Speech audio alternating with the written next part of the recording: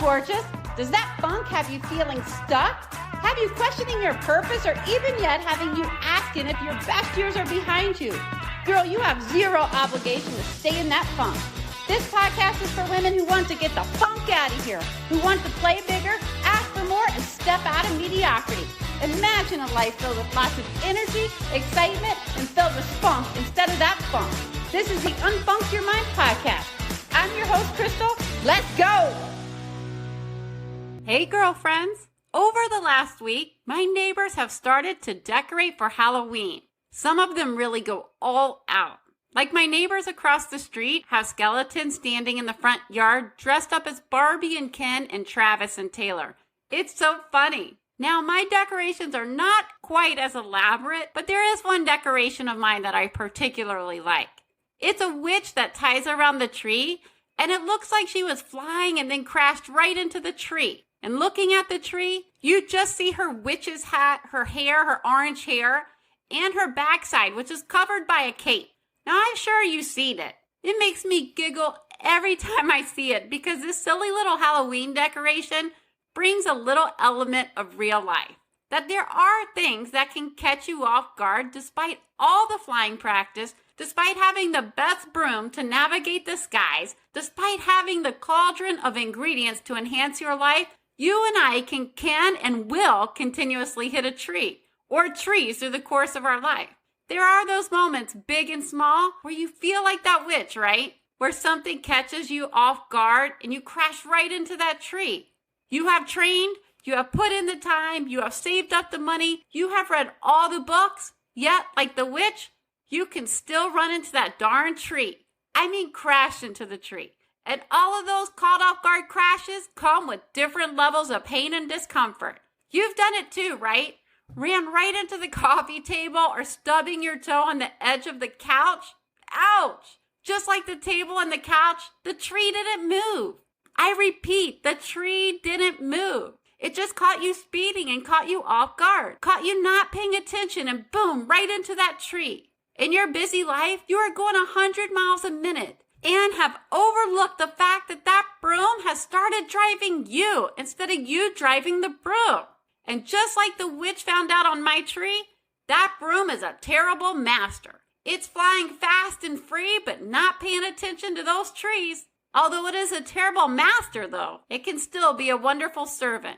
No need to throw out the broom just yet. It can get you places and get you where you need to go. But ultimately, you need to be the witch that tells that broom where it's going and what it's doing and direct it through the obstacles. You need to put in the coordinates. You are the witch that wants the best ride of your life. Don't rely only on the broom. I liken the broom sometimes to our minds, or better yet, our attitudes. They can turn into this broom flying you through life, and you're just along for the ride, not paying attention to the stuff that you're letting in or the things around you, like noticing that tree in your way. You're just doing your witch job and following what a witch is supposed to do. Or you're just fulfilling what you think is the role of a witch. Your mind is on autopilot. And then when you get home from flying and grab a few pieces of your Halloween treats, you settle down with some of your stew, your witch's stew. And then you grab some more treats before bedtime. And what do you know? Tomorrow, it's back to the same. You're back out in the skies the next night because the broom is ready for a ride. It's ready to go do something and burn off that energy. And yet, despite getting enough rest, you're still tired. Your energy is depleted. See, letting that broom fly you around drains you, and that broom lacks direction. You have let your mind become stagnant because you no longer have given it any new challenges or fed it any new thoughts. You can just fly on autopilot without any real destination. You lose your zest for life, your passion for flying because you are not directing the broom. You've lost your zeal because you function and react to the broom's schedule. It is dictating which way you should go, and it's even dictating what time of day you should go. When you are not punching in the coordinates, that broom is bound to run into lots of trees. And it will feel exhausting because you are no longer challenged. You're bored of that same old flight. You have not added any new ingredients to your witch's stew or any new destinations to your witch's flight.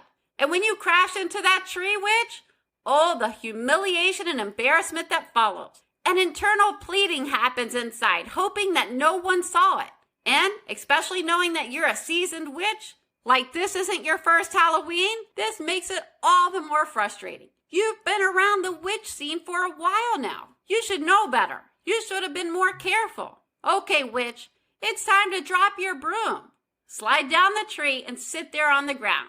Take off your pointed witch's shoes and put your feet on the grass. Ground all future flights. Now, I have a few friends and family members in aviation.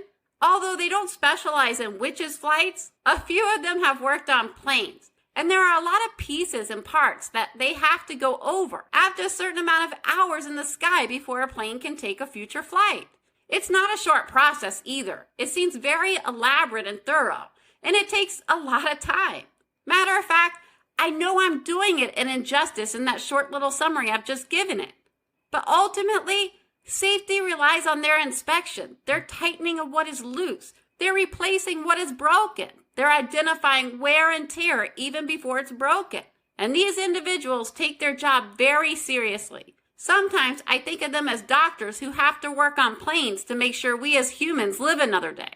Their surgery is just on the plane instead of the human, but both ultimately take some kind of responsibility for human life.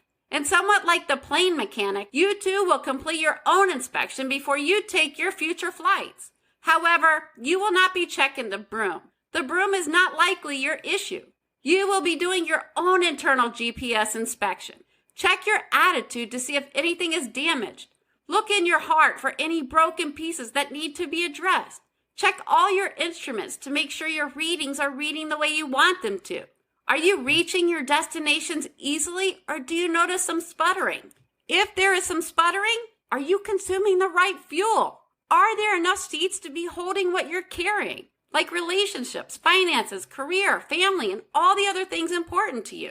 Is your internal barometer at the right temperature? What needs a little tweak or a little adjustment to get you back up and flying in the direction where you want to go? And what instruments might need a little fine-tuning to help you get caught off guard less often? Another fun fact, and I'm sure there's more to this, but I'm just summing it up. Did you know that after the mechanic fixes the plane, they take the plane out for a test flight to test their work? This is that mechanic's accountability measure, so to speak. That test flight is their accountability to make sure they looked and checked and inspected everything thoroughly and that they are confident the plane is ready to take off. Perhaps we can all learn from this. Take a few test flights yourself after you have inspected, altered, adjusted, changed anything affecting your internal GPS.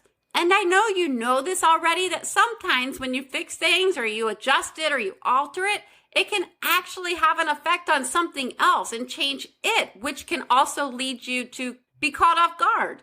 Take the test flight, so when it comes time for the bigger flights, you're ready to go, not relying only on your broom, and you're caught off guard less often.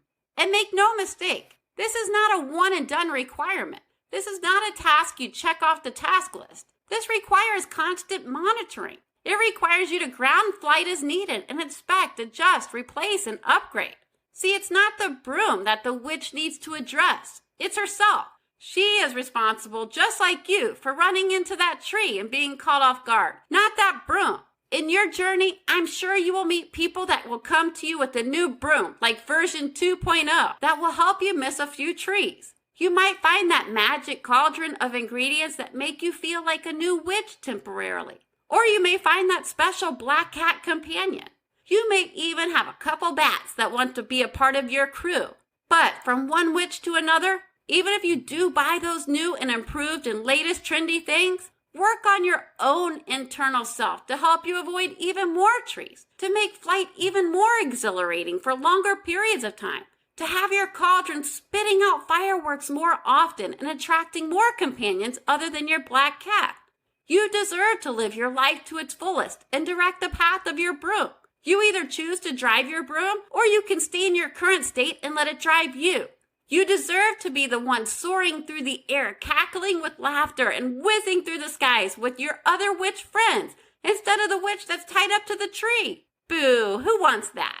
Once you have worked on your own witch self, you will begin to feel more confident at being the leader, the head witch of your flight. Your eyes will begin to see more clearly. Your ears will begin to hear the whispers guiding your path. Your flights will feel more mapped out, and you will become excited exploring new coordinates. As you become excited, you may start to fly a little longer. And that little longer flight, what if it exposes you to the morning? And instead of flying in the dark, you realize what you've been missing all along, the light. And guess what?